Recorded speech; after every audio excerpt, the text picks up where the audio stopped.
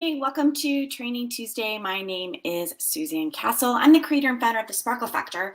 And every single Tuesday, I'm live right here. And what we do is we dive in 10 minutes or less for some things to help you uplevel your life, uplevel your business, maybe look at your world a different way with actionable tools in those 10 minutes. And today, we're talking about self-limiting behavior, meaning your belief system, how well you believe in yourself, your confidence factor, and some clarity around that. So I'm glad that you're here. Speaking of, let me know where you're watching from. Let me know in the comments below. Hi, welcome. Be sure and let us know who you are, where you're watching from. Give StreamYard permission if you want to drop in a comment. I'd be grateful. If you're checking this on replay, just do hashtag replay in the comments. I look at each and every one, and I am glad that you're here with me today. So, limiting belief. It's a real thing, and it's a hard thing. And we all hear how we need to overcome limiting beliefs. I love this quote from Brian Tracy, who says, "There are no limits on what you can achieve in your life except for the limits you accept in your own mind." You know, here at Suzanne Castle headquarters, we talk a lot about here. If it's here, then it's possible. And so we want to always be working on our neurotransmitters and how we're talking to ourselves and things that we're putting into our brain to help us be the best version of ourselves. What most of us aren't very aware of is that the main thing that determines and continually creates our reality is actually rooted in our beliefs about ourselves. So what's even more critical is that people are not always conscious of these beliefs. That's what today is all about. So quickly, beliefs are things that we acquire throughout our life, right?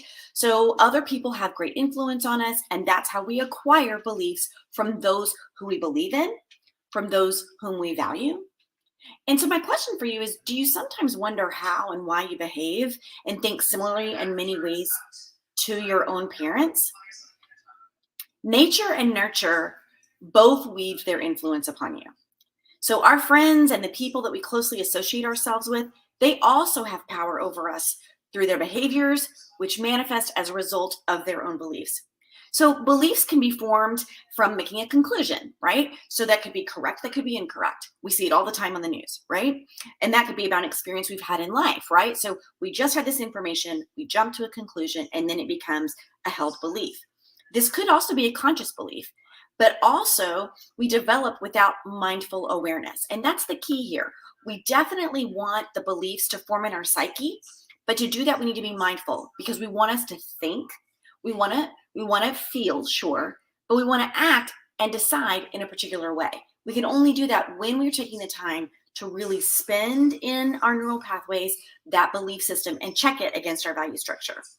Now, let's face it, we'd be fortunate only to formulate positive beliefs that enable and empower us throughout life. But what if we acquire and form beliefs that don't really serve us well? It happens all the time. We incorrectly draw conclusions, and those could be derived from an experience, right? A negative influence, let's say, that really hold us back in life in what we call those limiting beliefs. And limiting beliefs directly affect your confidence and your decision-making ability. Self-limiting beliefs are particularly acquired or formed beliefs that constrain us, right? So they keep you from behaving in a more enabling way. They literally work against us in our goals. And that's not what we want, right? Now sometimes they keep us from overcoming an obstacle, maybe. And the thing is that limiting beliefs, they hinder our growth, right? So many of us stay paralyzed. You hear me say all the time, my clients come to me usually when they're stuck in an issue, right? But stuck is not the furthest you can go, but it starts right here. And it starts really consciously understanding those beliefs, those values, those actions you do that keep you paralyzed. So in order to manifest our deepest desires, we have to overcome limiting beliefs. So quickly, let me tell you a little bit about how limiting, those self-limiting beliefs, how they hinder you, okay? So there's a number of ways that happens. They seep through our consciousness, right? So then later they take the wheel for us, let's say, and then they become the driver, but that's not really what you hoped for or intended. So if you don't change them, they become reality. Now it might be sooner, it might be later, and sometimes those become expressed as behaviors or choices. So limiting beliefs actually hinder our ability to create meaningful relationships with other people. We see it all the time.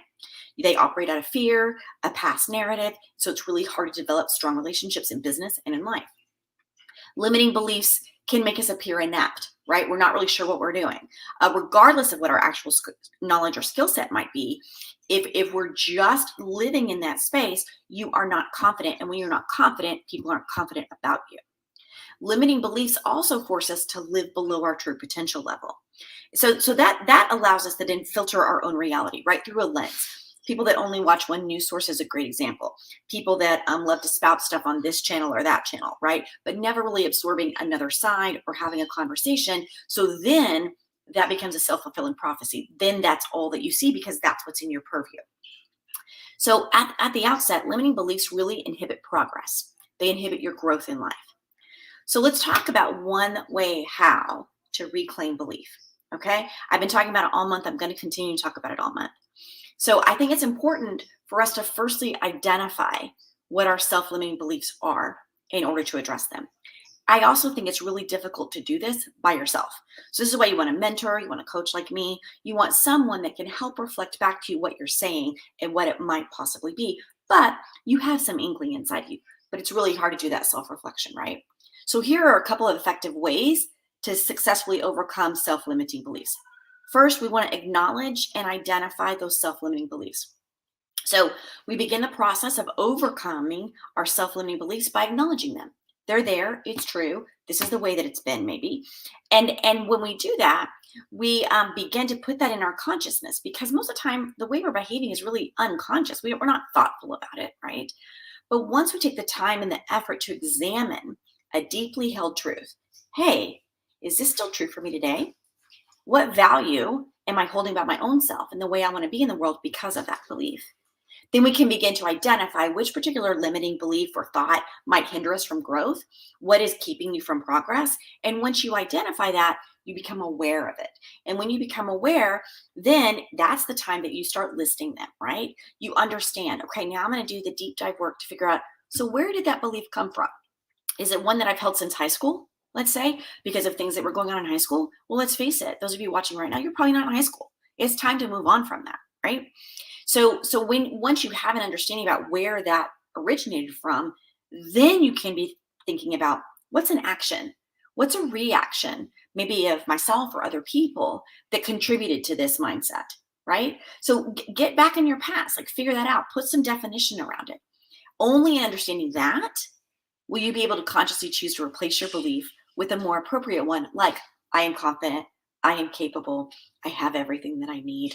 There are resources around me. So what we want to do is combat the one with the other. All right, that's my helpful tip for today. I'm Suzanne Castle. And hey, if this kind of content is jamming with you at all, be sure and check out Verve. So Verve is where we do a deep dive into our own confidence and belief system.